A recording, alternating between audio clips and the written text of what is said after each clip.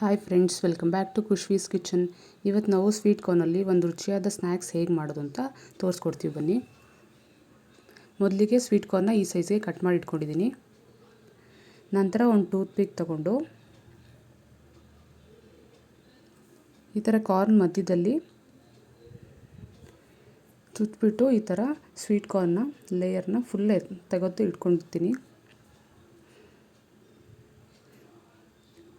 ಮೊದಲಿಗೆ ಸ್ವಲ್ಪ ಕಷ್ಟ ಆಗ್ಬೋದು, ಒಂದೆರಡು ಸಲ ಮಾಡಿದ್ಮೇಲೆ ತುಂಬ ಈಸಿ ಅನಿಸುತ್ತೆ ನಿಮಗೆ. ಒಂದೊಂದೇ ಹಾಕಿದ್ರೆ ತುಂಬ ಟೈಮ್ ಹಿಡಿಯುತ್ತೆ, ಅದಕ್ಕೋಸ್ಕರ ಈ ಥರ ಮಾಡ್ತಾಯಿದ್ದೀನಿ.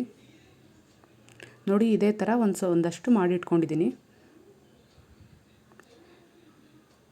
ಆಮೇಲೆ ಒಂದು ಪಾತ್ರೆಯಲ್ಲಿ ನೀರು ಕಾಯಕ್ಕಿಡಿ, ಒಂದು ಚಿಟಿಕೆ ಅಷ್ಟು ಉಪ್ಪು ಹಾಕಿ, ನಂತರ ನಾವು ರೆಡಿ ಮಾಡಿ ಇಟ್ಕೊಂಡಿದ್ದಂಥ ಕಾರ್ನೆಲ್ಲ ಅದರಲ್ಲಿ ಬೇಯಕ್ಕೆ ಹಾಕಿ ಒಂದು 5ರಿಂದ 10 ನಿಮಿಷ ಚೆನ್ನಾಗಿ ಬೇಯಿಸಿ ಅದನ್ನ. ಆಮೇಲೆ ನೀರೆಲ್ಲ ಬಸ್ತು ಎತ್ತಿಟ್ಕೊಳ್ಳಿ ಕಾರ್ನ. ಆಮೇಲೆ ಅದಕ್ಕೆ 1ರಿಂದ 2 ಟೀ ಸ್ಪೂನಷ್ಟು ಕಾರ್ನ್ಫ್ಲೋರ್ ಹಾಕಿ, ನೀವು ಎಷ್ಟು ಕ್ವಾಂಟಿಟಿಗೆ ಮಾಡ್ತಿರ್ತೀರೋ ಅಷ್ಟು ಕಾರ್ನ್ಫ್ಲೋರು ಅಳತೆಗೆ ತಕ್ಕಂಗೆ ಹಾಕಿ. ಆಮೇಲೆ ಖಾರಕ್ಕೆ ಸ್ವಲ್ಪ ಚಿಲ್ಲಿ ಪೌಡರ್ ಹಾಕ್ಕೊಳ್ಳಿ.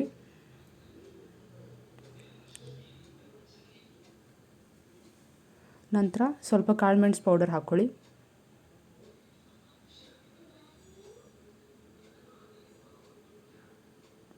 ಮಕ್ಕಳಿಗೆ ತುಂಬಾ ಇಷ್ಟ ಆಗುತ್ತೆ ಈ ರೆಸಿಪಿ.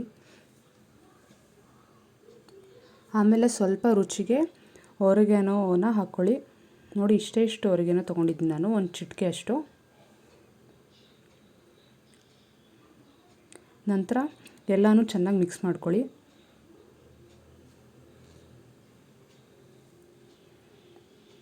ನೋಡಿ, ರುಚಿಗೆ ತಕ್ಕಷ್ಟು ಉಪ್ಪು ಹಾಕ್ತಾಯಿದ್ದೀನಿ. ಚೆನ್ನಾಗಿ ಪೌಡರ್ನ ಮಿಕ್ಸ್ ಮಾಡ್ಕೊಳ್ಳಿ ಕಾರ್ನ್ ಜೊತೆ. ಡ್ರೈ ಅನಿಸಿದ್ರೆ ಸ್ವಲ್ಪ ನೀರು ಹಾಕ್ಕೊಂಬಿಟ್ಟು ಕೈಗೆ ಕಲಸಿ.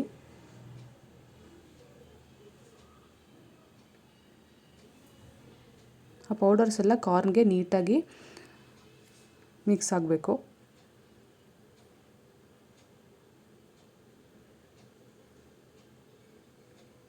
ನೋಡಿ, ಹೀಗೆ ಚೆನ್ನಾಗಿ ಕಲಿಸ್ಕೊಳ್ಳಿ.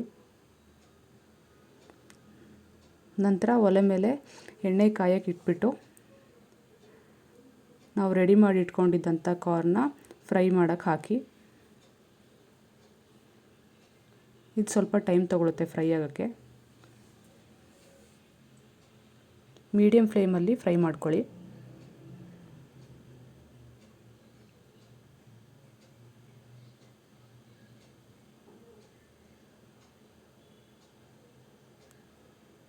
ಸ್ವಲ್ಪ ಹೀಗೆ ಗೋಲ್ಡನ್ ಕಲರ್ ಆದಮೇಲೆ, ಫ್ರೈ ಆದಮೇಲೆ ತೆಗೆದಿಟ್ಕೊಳ್ಳಿ.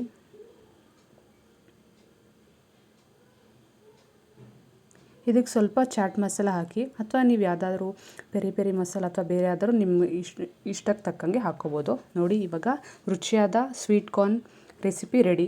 ತುಂಬಾ ಬೇಗ ಆಗುತ್ತೆ. ತುಂಬ ಲೆಂತಿ ಪ್ರೋಸೆಸ್ ಅಂತ ನಿಮ್ಗೆ ಅನಿಸ್ಬೋದು ಟೂತ್ ಪಿಕ್ ಯೂಸ್ ಮಾಡೋದು, ಬಟ್ ಮಕ್ಳಿಗೆ ತುಂಬಾ ಇಷ್ಟ ಆಗುತ್ತೆ, ಅಟ್ರಾಕ್ಟಿವ್ ಅನಿಸುತ್ತೆ. ಒಂದು ಸಲ ಟ್ರೈ ಮಾಡಿ ನೋಡಿ ಹೇಗಾಗಿದೆ ಅಂತ ಹೇಳಿ. Please subscribe to our channel. Thank you.